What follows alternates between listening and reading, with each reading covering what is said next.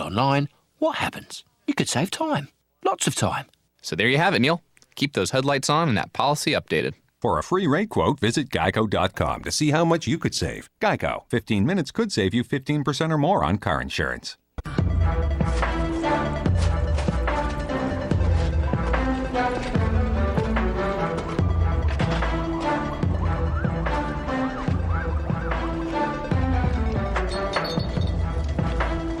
Welcome back to the weekend edition of the PM Show with Nancy and Larry Mannetti. This is the theme from Crossing Jordan. Once again, here's Larry.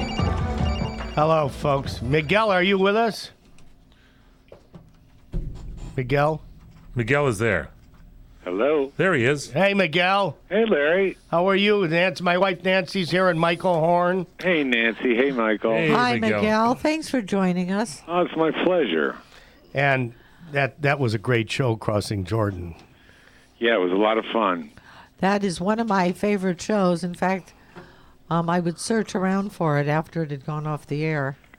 And every It's time, amazing that thing is still on cable. You know?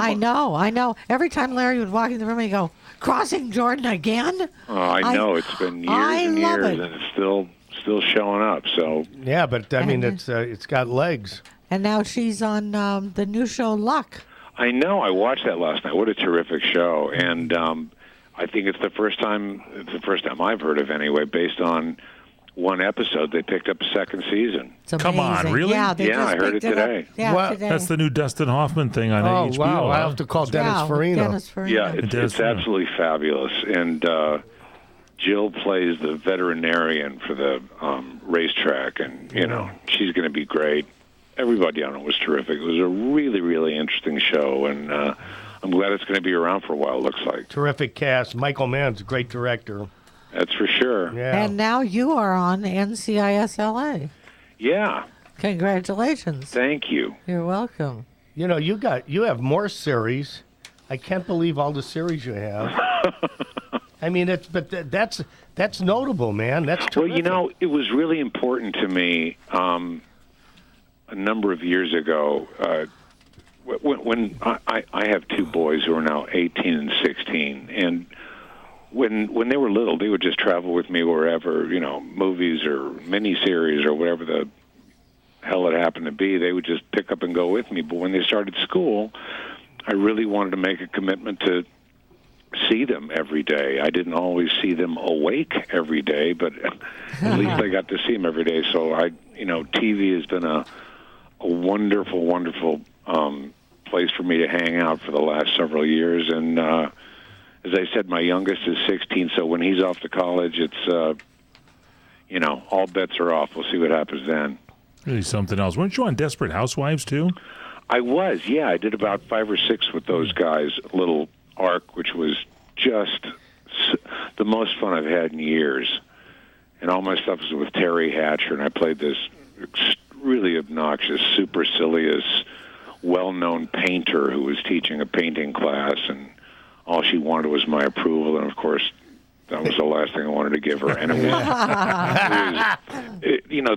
they wrote it just beautifully. The writing was terrific. There wasn't a bad scene, and so that was a lot of fun.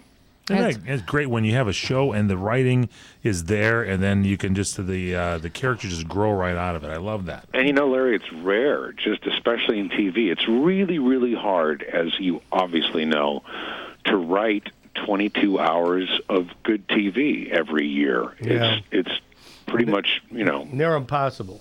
Darn near impossible. And on Desperate Housewives, it was just every single scene was just a winner. If it was less than a home run, it was my fault because it sure was on the page. Well, my compliments to the writer and to you. Hey, listen, I have to ask this question. Sure. How did somebody that is the son of 2 major icons decide to become an actor and to follow in their footsteps? That really is a big question. I got to say, it wasn't easy for me. I had a whole career before acting. My first career was in music. I was a drummer, a studio drummer, and I did a lot of traveling extensively when I was, in my late teens, early 20s. And the guy that I was working for in my early 20s died. Wow. And that was Wow. a great road gig. And I just sort of said to myself, well, maybe it's time to actually have the nerve to step up and really try this acting thing, which had been a dream for a long time, but I was very intimidated by the success and talent of my dad. And I finally, after years and years and years, worked up the courage and made the phone call and said, Dad, here's what I want to try to do. I want to try to do what you do so well. What'd he say? He was incredibly supportive and was unbelievably supportive until the day he died. He was just great. Your dad was... long answer. It wasn't easy. It really wasn't. Hey, I want to tell you, your dad was one of the nicest guys, and we became friends when he reoccurred on Magnum. Yeah. And we played golf, and I hooked him up with Carl Smigelski, who was like the golf man of the islands, and he hooked him up with all the golf places. Your dad was in heaven, and I remember... He must have been. He must have been out of his mind. Oh, he was. He would say to me, I'd walk up on the set to him, and he'd look at his watch, and he'd say, how much longer? I got to get out of here. Yeah, it was so funny. He would call me. It actually became really kind of ridiculous after a while. Almost every time that I would talk to him on the phone, when he was living in New York and I was in Los Angeles, he'd say, at some point in the conversation, he would say, Miguel, I've finally figured out the golf swing. He must have said that to me 300 times.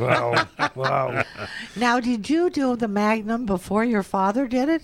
You know what? We did our first Magnum at the same time. Really? We played the same character 40 years apart. Oh, and I know that was in 1981, so my memory's a little foggy in those years. Who was the girl, Lockhart? Yeah. Oh, Yeah, I Andy remember. Lockhart. Annie and June, yeah. I remember. Yeah. Oh, I remember. And I remember that old car. Oh, yeah, I do too. First of all, I was so thrilled to be on that show. I was a fan of the show. I knew Tom from acting class. And to be in Hawaii and to be in the lovely hotel and, to have my dad.